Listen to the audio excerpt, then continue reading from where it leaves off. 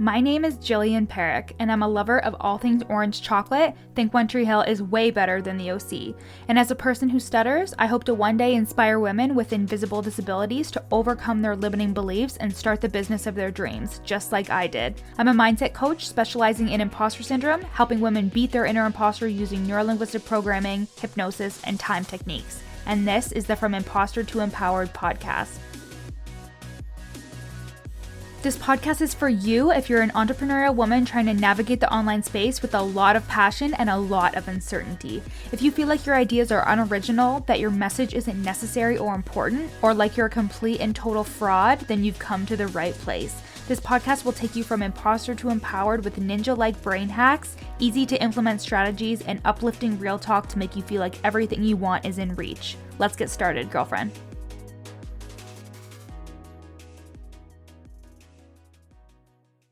Hello, and welcome back to the From Imposter to Empowered podcast with me, your host, Jill.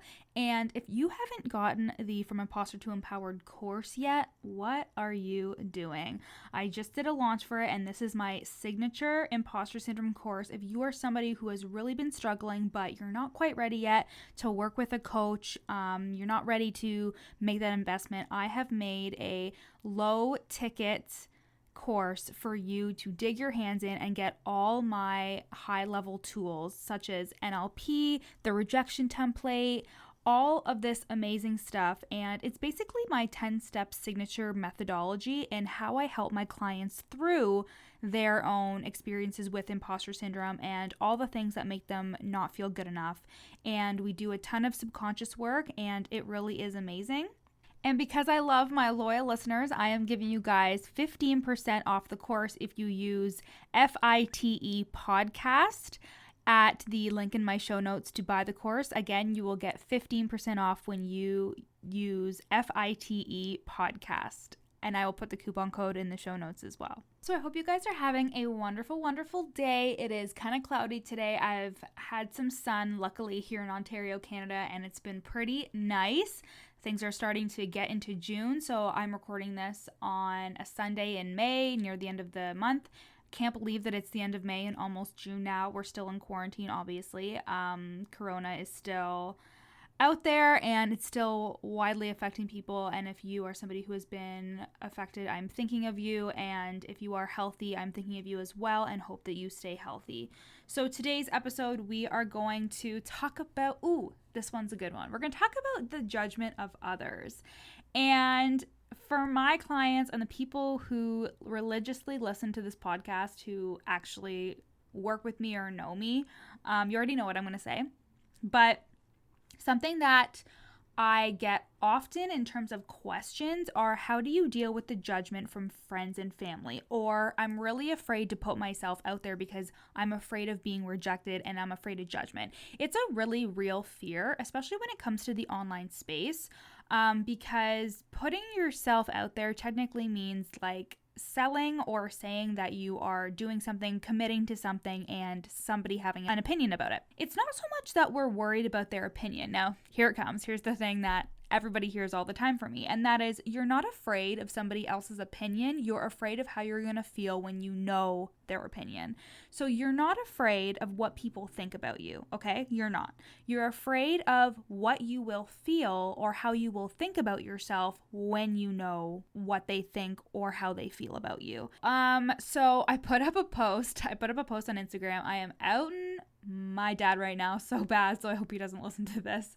I put on Instagram a post of my income from coaching last year and then my projected income. So I made about $12,000 in 2019 in total, and I surpassed that easily within I think it was almost February, and I had already made it or was about to make it.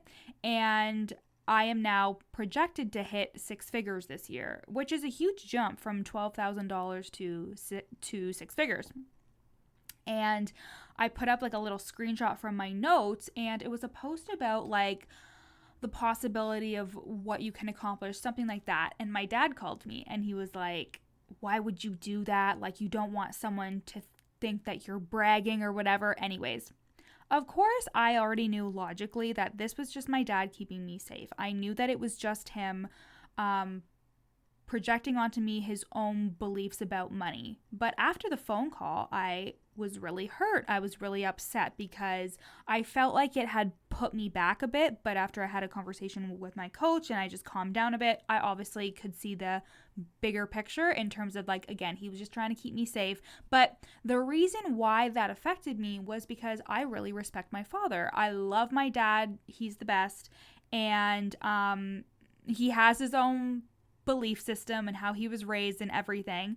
So I have to respect that. But I also care about his opinion about me. And that is because I care about what he thinks about me. And if he thinks negatively about me, then I feel like there's something for me to worry about or to be like ashamed about, because I would never want to disrespect or upset my father because I love him. And I think this is where a lot of people get stuck, is they're like, yeah, like I don't really give a shit about the people who are like randos on Instagram. I don't really care about that. I care about the fact that like my friend from high school is going to see it and like make fun of me, and or my dad or my mom or my aunt are going to be like, what is she doing on her Instagram? What is little Sharon doing on her Instagram there? Is she trying to sell something? That's so cute. So basically, again, it's because like we think it means something about ourselves when somebody judges us.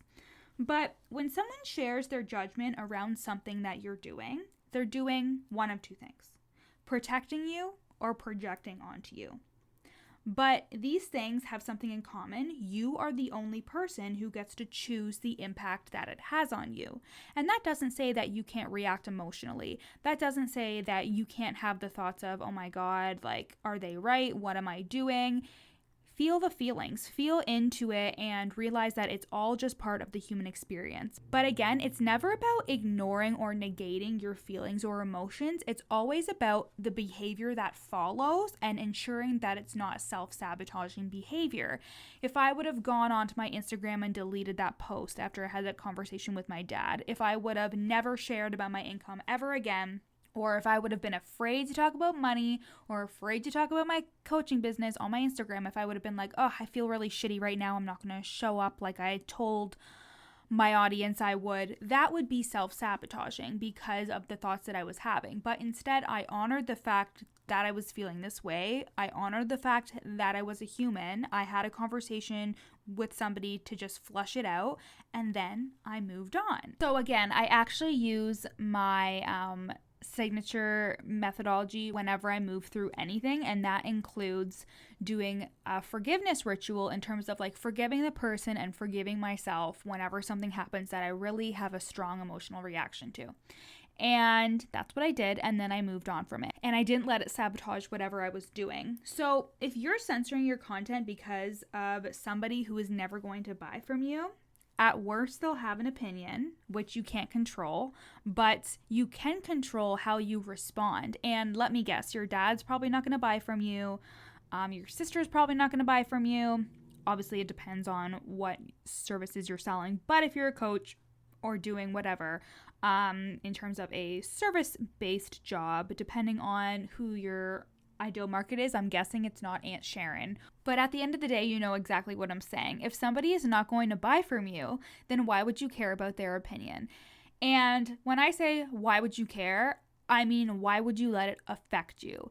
It doesn't mean that you cannot have the feelings and have the thoughts. It just means that your behavior afterwards should not reflect the incident that just occurred.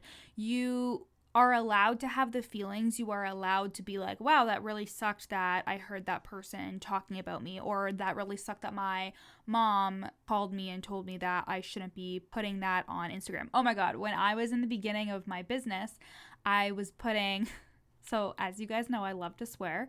It really drives my point home, you know what I mean? So when I was putting stuff on Instagram, my dad would call me every single time, bless his heart, father, and he would give me shit for swearing. He would be like, you shouldn't be saying that, no one's gonna want to hire you, blah blah blah. And I would take it really personally, and I would like cry, and I would be like, what am I doing? And I would just like censor everything.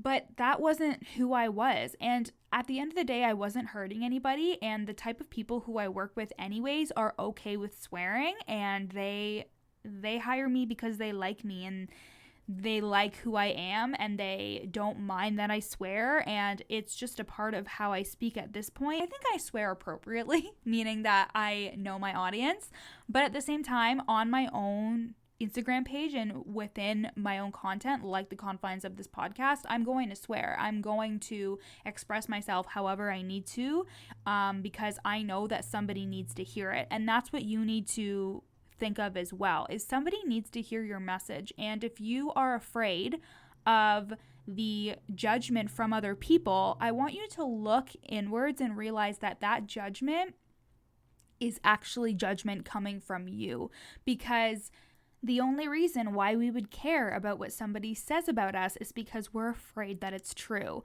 So let's say somebody came up to me and was like, you hate dogs. You hate dogs. I'd be like, okay. That wouldn't affect me because I fucking love dogs. I love dogs so much. I treat dogs great. Like, there is nothing in me that doesn't like a dog. And I think you're a psycho if you don't like dogs, by the way. But this is what I mean, because I'm not affected by that statement because I know in my heart that it's not true. But if somebody were to come up to me and be like, your stutter makes you sound really stupid, that would probably hurt my feelings, because that is something that I've thought about myself. And even if you've done work around a belief about yourself, sometimes when somebody brings it to light, which happens really rarely, but when it does, it can still feel kind of painful, because we all have those roots in which those beliefs have formed. And regardless, the reason why you're so afraid of somebody judging you, especially in the beginning, is because you're afraid that their judgments are right. You're afraid if your high school friend says, who does she think she is trying to do this coaching business? Like, I thought she was a huge bitch in high school, something like that. You're afraid that, like, oh, am I a bitch? Like, am I a good person? Should I really be coaching others? That's where it comes from.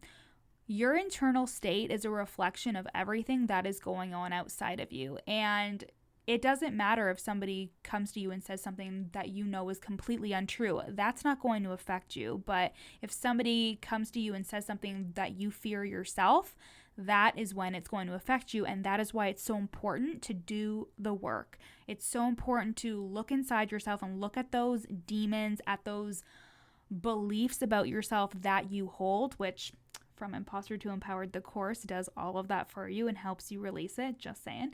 And it's so important to do this work, because when you do that, then nobody can hurt you, because you've looked at it yourself. You've taken the power away from somebody when you are acknowledging the things that you want to improve on.